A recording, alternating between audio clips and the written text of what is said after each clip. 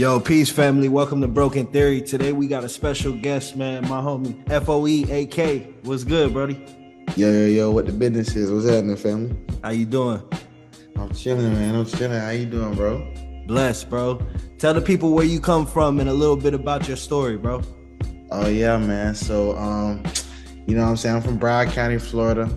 Miramar, Florida, to be specific. In the building. Yeah, you know what it is. So, yeah, man, that's basically where I'm from, and humble beginnings, struggle here and there, but we made it through and picked up rapping, after high school, really, like right after I graduated. What year was that? That was 2018. 2018, you graduated? Yeah, that's when I graduated. That's when I started rapping, like right after, and then shit's been going up ever since, That's what's up, bro. That's what's up. So when you started making music, was it you alone? Were you with other people? Like, how did that process start? It was really just me. Like, one day I was like, man, I just want to hop in the studio, and I just went and hopped in the studio, and then I just. You paid for studio time, or like you had somebody's studio you could crash at? You know what I mean? Oh, I paid it for studio time and all, because one of my homies was he was an engineer and shit, so I just paid him, and then the studio that we went to, I paid them, and then we just fire. Mm-hmm. So, like, talk about that process. Are you still going to the studio, or are you recording yourself now? Yeah, of course. Yeah, I still hit the studio, man. I'm locked in with one of my engineers, so I always like to, hit the spot. Okay.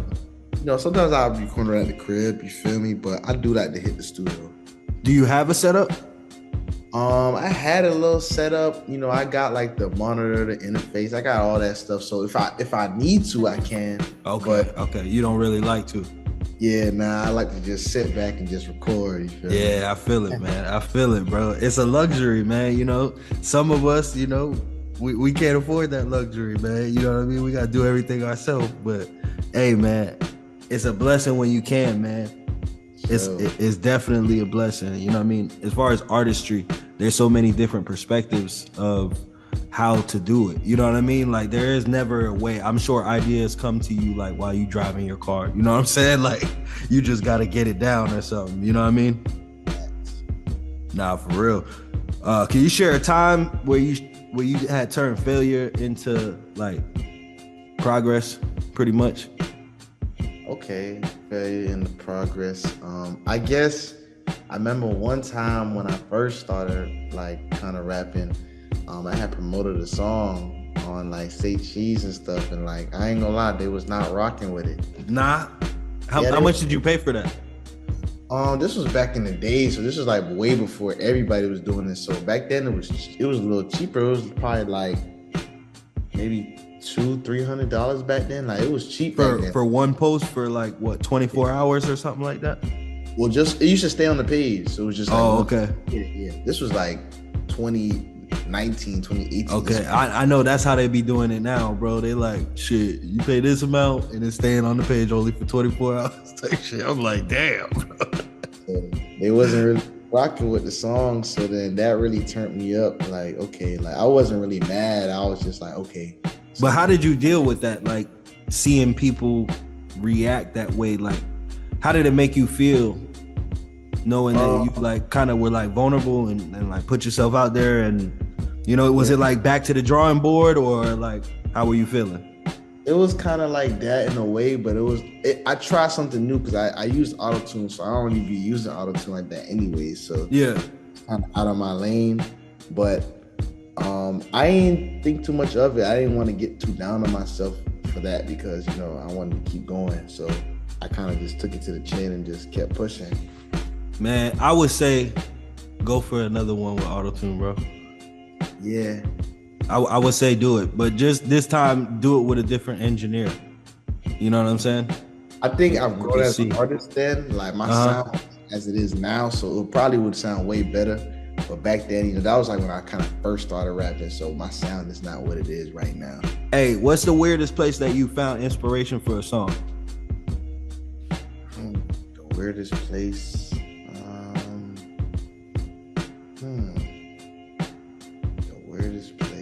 That's a good question. I don't know, maybe the highway. I don't know if that's really weird, but when I'm be on the highway cruising, like that's the time where a lot of times where I get like a lot of inspiration for lyrics for some reason. Like You I just be wrote a lot of cruising, songs. listening to instrumentals, or like you just going off of.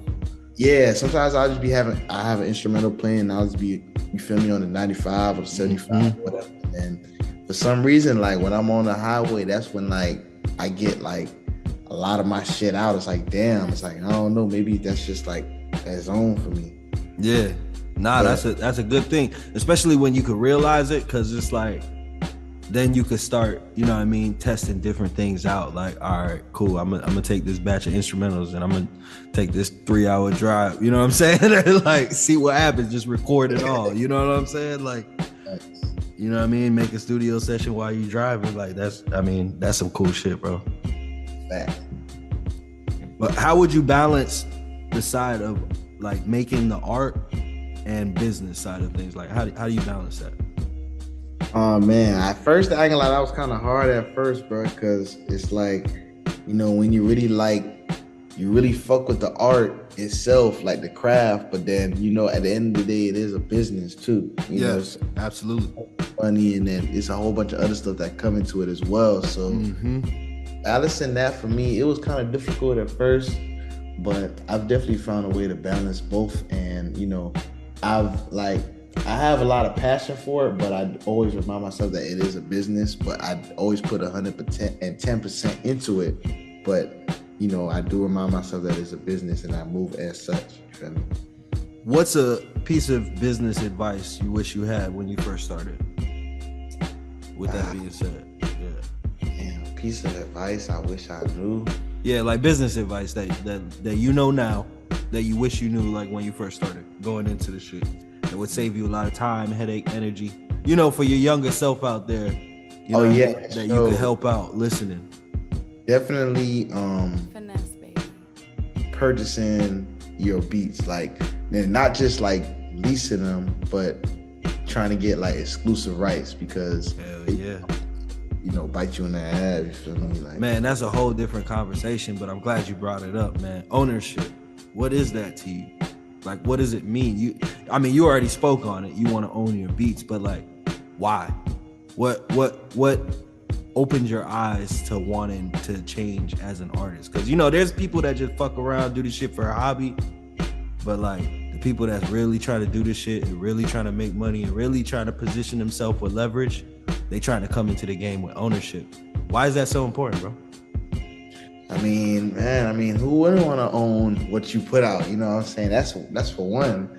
But two, that's just like, I mean, you want to make what you put in. You feel me? Like, and you don't want anybody to be able to dictate what you can do with your own stuff. Like, you don't want nobody to be able to be in control of something that you put your work into. Like, you feel me? Like, absolutely.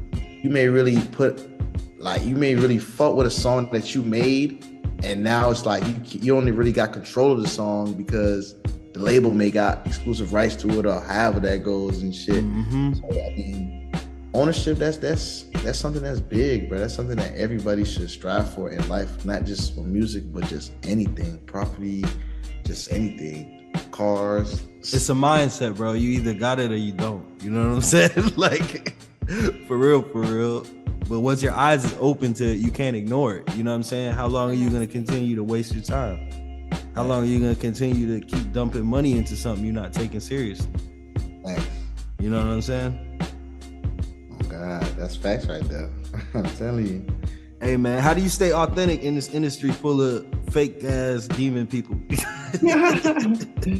Shit, man. I mean, you know, I mean, that's just where I'm from, you feel me? So it's kind of hard to change how I came up, you feel me? Like, you know, what's some advice that you would give to somebody that's new to the industry that, you know, ain't come from Broward? Because Broward, you know what I mean, you got to be cut to survive there. I'm just saying, bro. I lived at Broward, Hollywood Boulevard, bro. Like, you know what I'm saying? I already know how they rock it out there, bro. You got to be cut.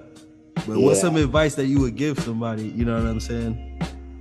Shit, I mean, just be yourself, bro. Like, don't try to be nobody else. The moment you faking it, is like, it's gonna catch up to you. You feel me? Like, you just be yourself. You won't have to worry about having to put on for somebody else or having to do this or that if you just be yourself.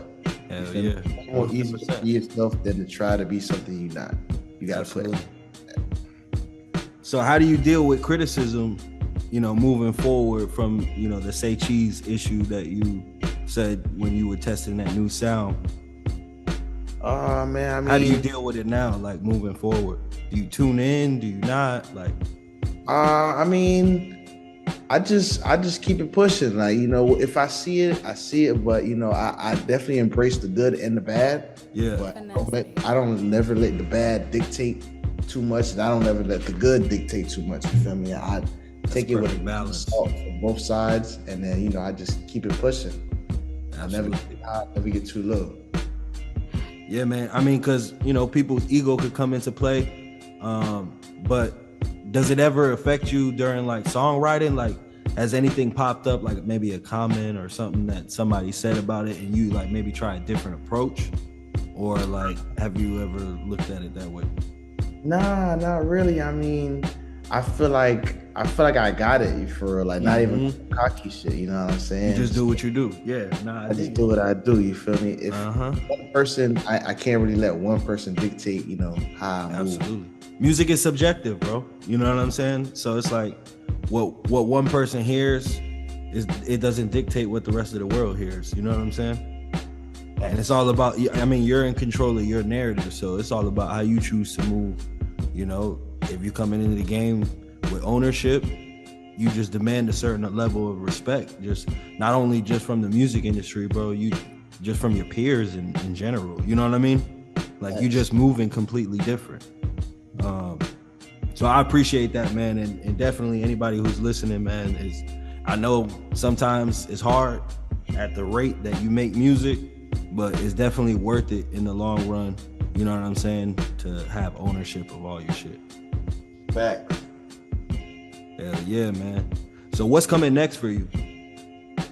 Oh man, so I mean, just dropped the album 6320, man. I mean, now it's just more work, man, more visuals, more everything, more content, and we just gonna keep it pushing. But the album just dropped about a month ago, so you really letting that ride out, you feel me? And everybody shit, and then, got a lot more shit coming too, man.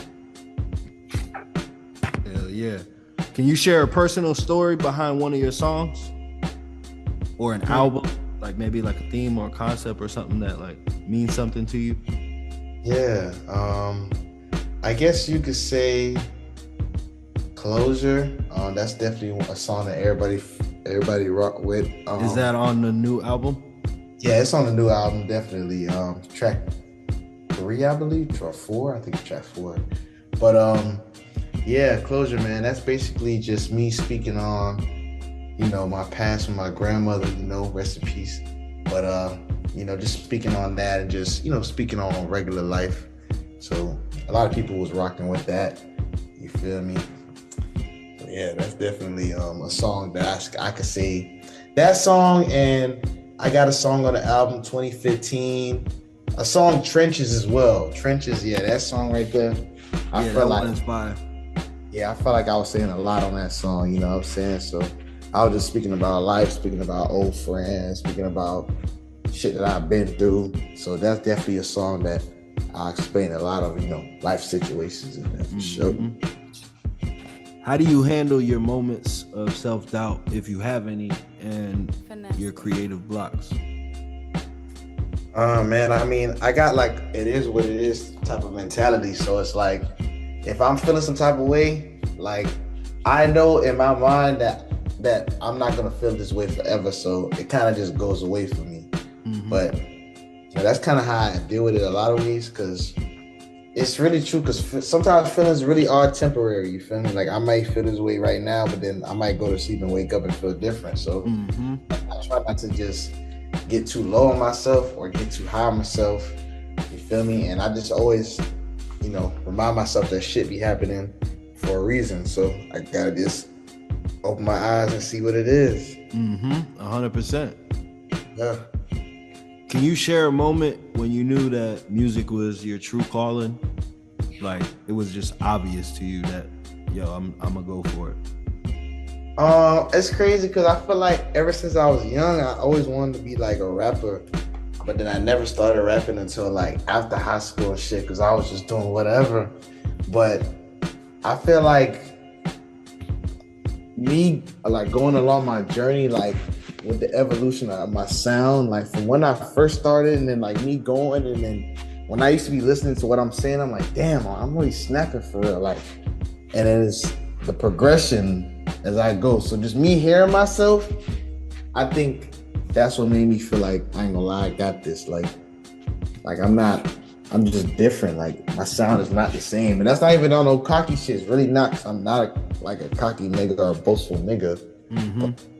Just me hearing myself and then hearing like other sounds too. Not saying other sounds are bad and like that. Hell no, I'm just saying I just sound different. Yeah, nah, I agree with you, man. Like knowing your place in music, not saying like it's a box, but like, you know what I mean? Like knowing what you like and gravitate towards is a plus. You know what I mean? Not some people just make anything and just do whatever. You know what I'm saying? But like when you can actually cultivate an audience like that is a skill, bro. Thanks. What's the biggest risk that you've taken in your music career, and how did it play? The biggest risk I took, man,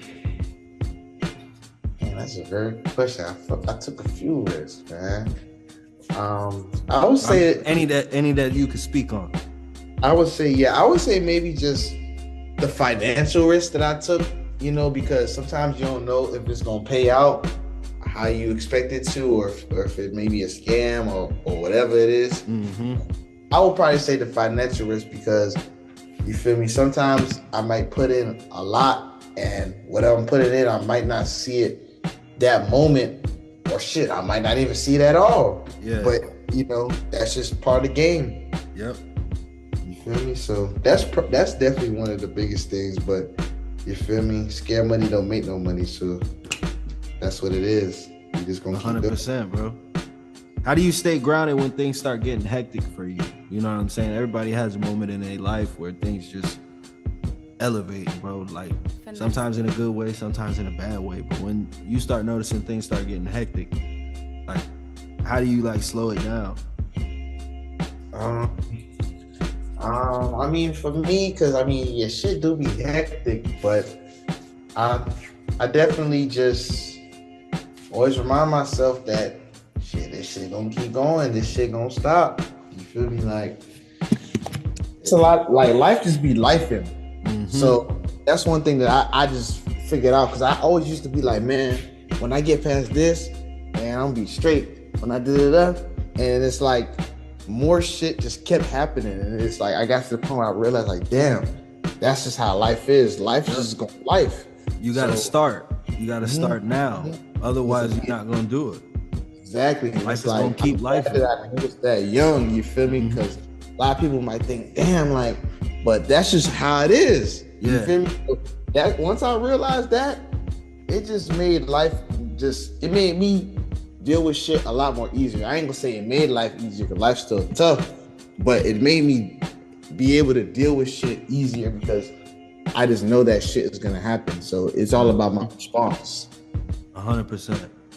Feel me? What's a creative challenge that you're currently tackling? It could be anything, bro. You know what I mean? Like whether that be playing around with a new sound, making a new album, like whatever. I would say just probably maybe being more social.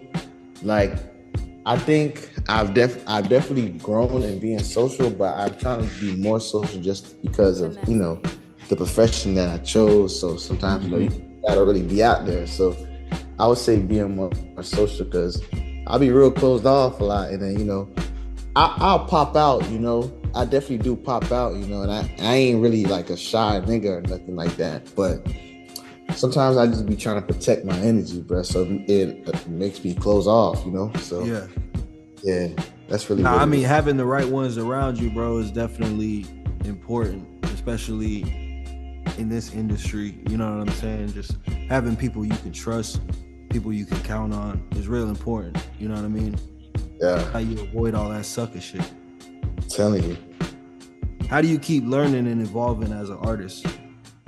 What are some of the things that you're doing right now to implement that maybe other people could start doing themselves or trying out? For me, learning as an artist, well, I mean, I know my manager Silk, he puts me on to a lot of different stuff, like different. Hey, shout out Silk, man.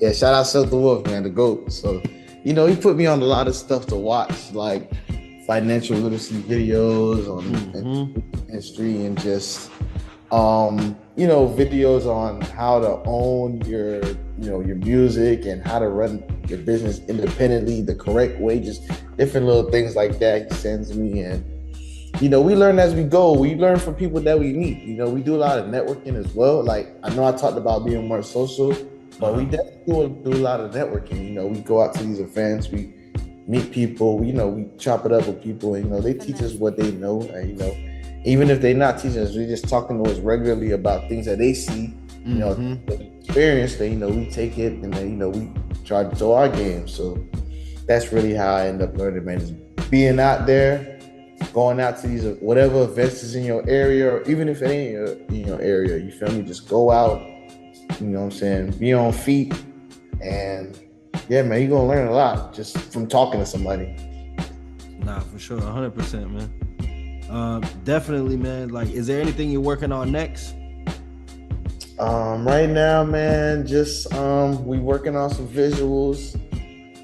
We definitely always cooking up music, so we gonna have, we always gonna have some shit we dropping in the middle. But we working on some visuals right now, knocking some features out. Anybody wants some features, hit me up. You know what I'm saying? But yeah, that's what we on right now, man. Hell yeah.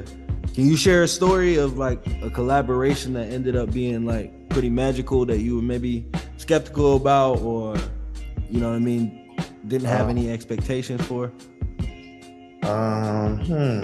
Well, I feel like didn't have any expectations for. Maybe, I had this song with Rico 007 and AG Swamp called Remote.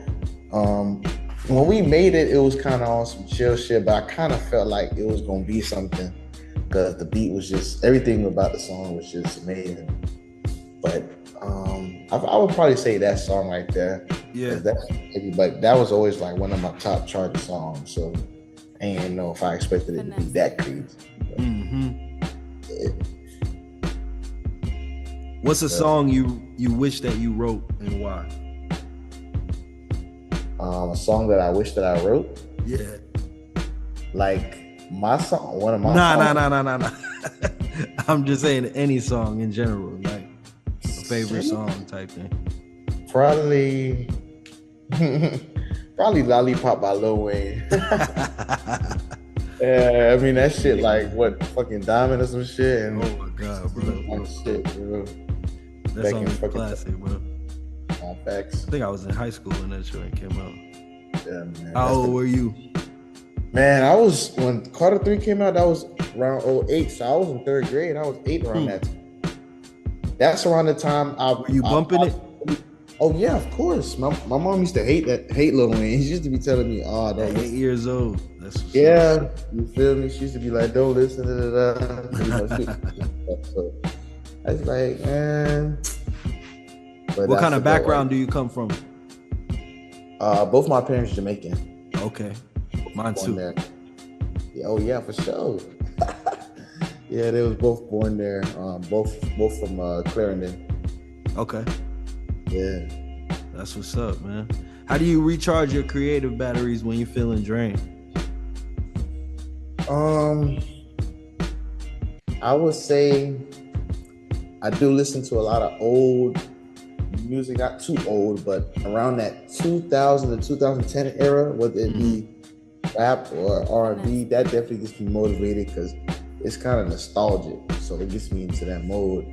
And then sometimes I listen to myself, I'm not gonna lie. Like I'll listen to like some of my old shit and then my new shit, and that shit just gets me motivated because I'll be like, damn, like just the growth. So that definitely motivates me to just keep growing. You know what I'm saying? So I would say that's definitely how I recharge my battery too. Nah, I dig it, bro. In this world, man, whatever works for you, you gotta keep doing it. You know what I mean? Facts.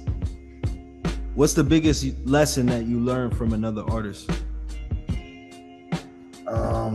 Biggest lesson I learned from another artist. I don't know. I mean, I'll probably say. I mean, a lot of the lessons I learned, maybe just ownership. You know, I remember talking to another artist, and he was just showing me, I guess, his receipts on, what he was making and shit like that. He was just showing me like, how to really do that. How to be able to make my bread off of this shit. And I feel like that was a great lesson that he definitely taught me right there. You feel me? He really ain't have to. You feel me? He ain't really gained nothing from it, but that was just love right there, on his part. So for sure, that's definitely one of the times. No, I appreciate you. How do you keep the process fun? Yeah, I mean, it's I just love what I do, so I mean, it's just fun regardless. You know what I'm saying? When you love what you do, it's you know what I'm saying. It's already fun, so it's not too 100%. Much fun. Yeah. How do you keep pushing boundaries and experimenting with your sound? Shit, I mean, I take inspiration from other people as well. I listen to a lot of different music. I got a wide taste, wide variety. So what would you say is like the widest out there that you listen to? That people wouldn't normally expect or something like that. Well, I listen to a lot of R&B, so I mean, if you know me, you know. Drop a gem. Go ahead. Drop a jam.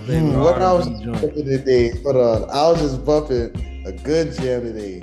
Go ahead, look that joint up. I was bumping that Isaac Hayes. Any Isaac Hayes is a classic. Any Isaac Hayes is a classic, bro. For sure. So yeah, I love R&B though. Like if I could sing, I would have ended up being a singer. What's a memory from your childhood that still inspires your work today?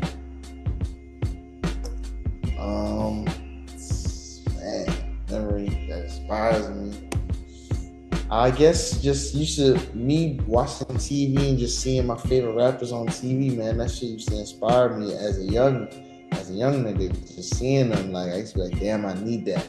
Who would you say was probably the most influential around that time for you? Oh, Wayne for sure. Okay. Yeah, you couldn't tell me nothing about Wayne. You know what I'm saying? Mm-hmm. It didn't matter what he did, you couldn't tell me nothing about him. Diamond teeth. I always wanted to have dreads back then. My mama wouldn't let me grow my hair. Can you share a story that music helped you during like a hard time in your life? I'll probably say, I know when I used to be going to court and shit like that, man. I used to be bumping Kanye in the morning. I used to be bumping Graduation in the morning, and that shit used to keep me uplifted and shit. So that definitely, that whole album, that Graduation album used to be, I used to be listening to that shit on the way to court, so that shit used to keep me up. Nah, I feel it.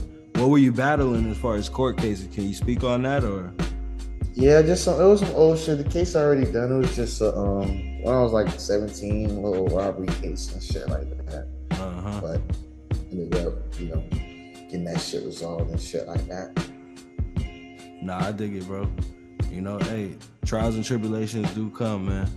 And how we end up at the end of our story is what shapes for the next generation, you know what I mean, to come, at least through us, you know what I mean?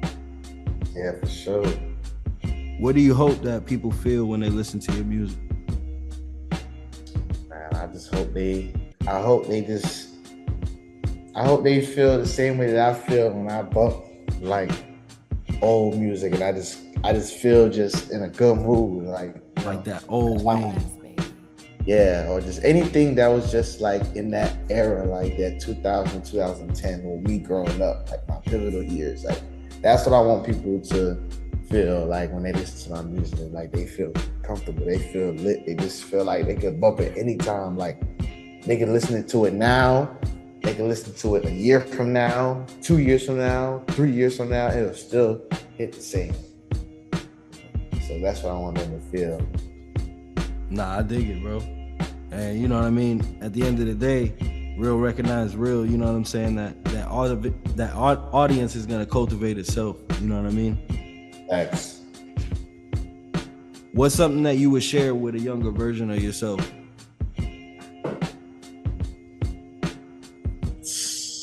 Man, just stay locked in. I would definitely tell myself to stay locked in.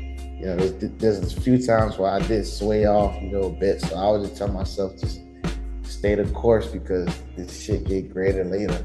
And times I think it wouldn't get greater, but shit it do with time. Can you share any fan stories?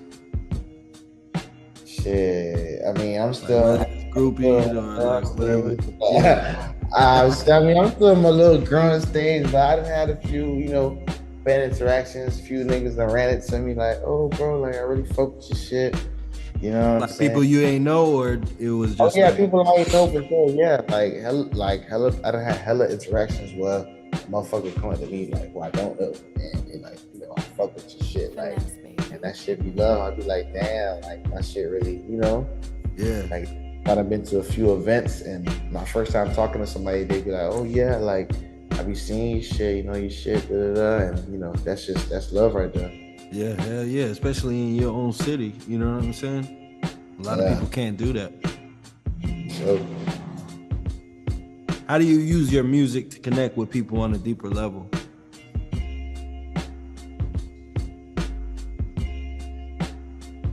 I just speak about what I got going on, you feel me? And, a lot of people can relate to, I guess my life and my past. So I just speak on what I know and, the real gonna relate. If you can relate, then, you've been through something. Absolutely, man. Sure. Where do you see yourself in 5 years? Shit. It's a time machine moment real quick, you know what I'm saying? 5 years, we're gonna come back to this moment and we're gonna, appreciate everything you said that you was gonna do that you did. Facts. I mean, in 5 years, I just see myself just definitely in a better space. What does that look like? Describe it for the people real quick.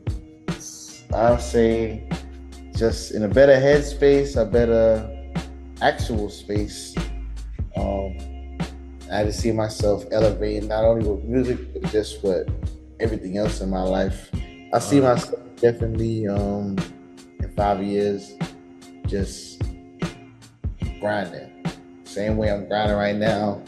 I'll probably definitely have more than what I got, but I could just definitely see myself grinding still. Hell yeah, man.